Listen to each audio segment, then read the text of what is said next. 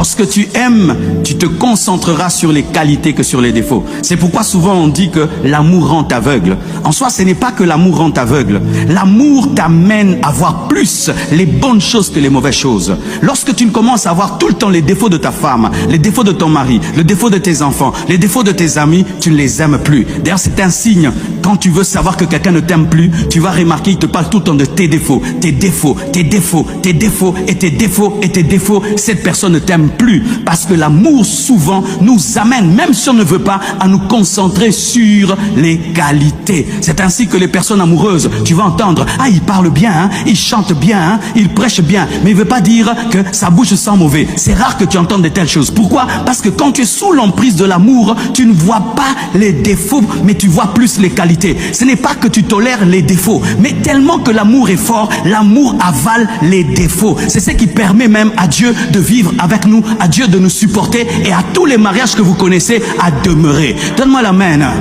J'aimerais parler à tous les célibataires qui ne se marient pas et qui attendent quelqu'un de parfait. Les personnes parfaites n'existent pas. Tu dois tomber amoureux. Et quand tu seras amoureux, tu vas supporter les défauts et tu vas te concentrer sur les qualités. Vous qui attendez des personnes parfaites, vous ne vous marierez jamais. Célibataire endurci, tu seras encore endurci et encore endurci et encore endurci parce que les personnes parfaites n'existent pas. Et d'ailleurs, la première personne qui a des défauts, c'est toi-même là, qui recherche la perfection. Toi-même, tu as des défauts. Comment des personnes imparfaites recherchent la perfection alors que toi-même tu es imparfait, mais tu recherches un conjoint parfait, une conjointe parfaite? Ça n'existe pas. Il n'y a pas de famille parfaite, il n'y a pas d'église parfaite, il n'y a pas d'homme parfait, il n'y a pas de femme parfaite. Tu dois aimer et quand tu aimeras, tu vas supporter sa mauvaise odeur, tu vas supporter sa bouche, tu vas supporter sa démarche, tu vas supporter.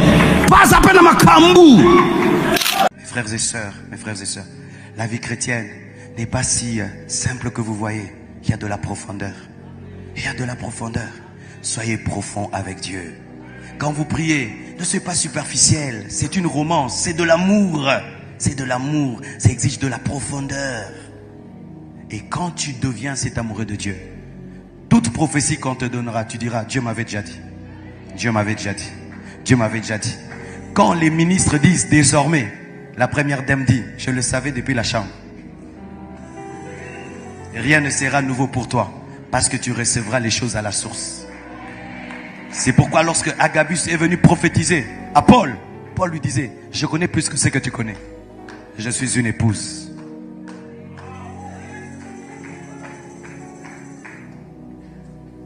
Mes frères et sœurs, cela est disponible cette nuit.